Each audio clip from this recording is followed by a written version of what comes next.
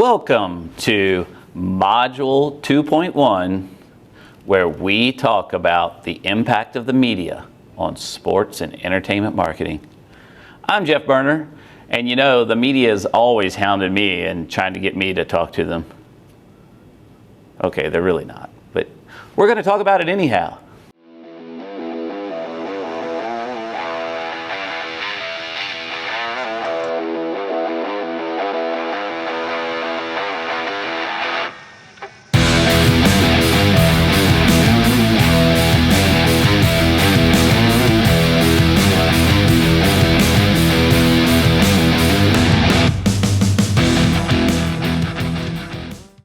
Okay, if we're going to talk about the impact of the media on sports and entertainment marketing, you need to know some definitions. Media, it refers to the means of communicating a message to a large number of people. Keep in mind that media coverage of sports is relatively new. Up until the 1930s, the only media that covered sporting events were pretty much newspapers. In 1936, the Olympics were broadcast by ABC Radio. It was really the first time that Americans got another aspect of coverage of a major sporting event. They got to hear about the talents of Jesse Owens, probably one of America's greatest ever athletes, for the first time in real time. Today, fans follow athletic performances through live television, radio, the internet, and they get national newspapers and local newspapers, magazines, and even journals and blogs about those particular sporting events. The second definition that you need to know is called media rights or broadcast rights.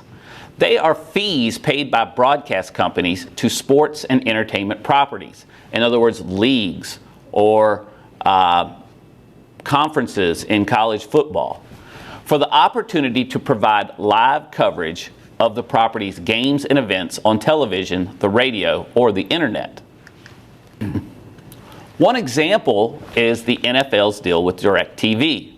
No other television network can broadcast out-of-market games in their respective geographic markets. In other words, if you are a Green Bay Packer fan living in Virginia, you would need to get DirecTV if you want to see the Packers play at home every week. Now, media rights are not just for national broadcasting companies. Sports franchises work to maximize their revenues, so they will go to regional broadcasters and regional partners and give them broadcasting rights for that region.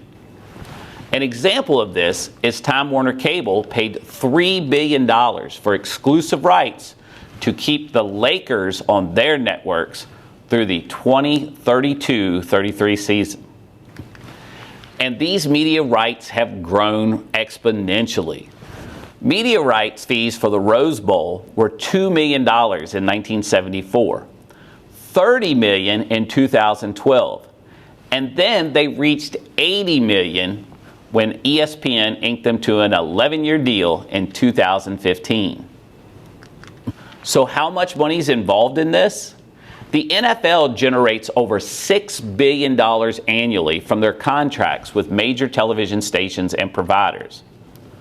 To put that in perspective, the NFL earned $2.4 million in broadcast rights in 1960. So why are media rights so important to sports and entertainment properties? It's simple: revenue. So why are broadcast companies willing to pay these incredible amounts of money to these teams to broadcast their events? Well, it comes back to what we've talked about before, and that is ratings. Remember, companies want to invest in advertising that will reach as many customers as possible, and sports and entertainment events provide a very, very effective platform for advertisers to do that in terms of reaching a mass audience. It's certainly a big business. Keep in mind that at the Final Four, advertisers spent over $4.5 billion. The NBA's deal with TNT, ESPN, and ABC paid them over $2.6 billion per year in revenue. Now keep in mind, as a result of this, the teams have more money than ever to spend on payroll, and player salaries increase. And man, do they increase. Right up there with teacher salaries. And the bidding between these companies can get a little bit crazy. For example, NBC won the 2020 Olympics with a bid for $4.38 billion. Keep in mind, this is an event that comes along once every 4 years, but that's a lot of money. And remember, all of this is tied to ratings. A rating refers to the number of households or people tuned in to a particular radio or television program at a specific time. Radio, cable, and broadcast television programming are measures of their effectiveness, and they use ratings to determine that. Without ratings, broadcast companies would have a difficult time selling their advertising, and sports and entertainment programs wouldn't be able to command the billions of dollars for rights fees. Now remember, ratings fluctuate from year to year, but a ratings increase or decrease will have an impact on a sports property and its broadcast company. Keep in mind how all this media coverage of sports has changed things for the sports teams themselves, especially when it comes to generating revenue.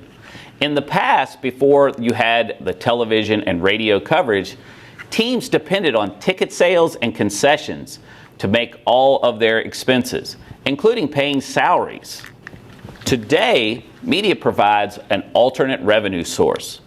From the national television contracts to the local contracts, the cable, the radio rights, streaming the internet online, all of those things add to the revenue for the team to pay salaries and all of their expenses. With the internet, sports and entertainment business coverage has become very, very widespread and easy to access for everyone.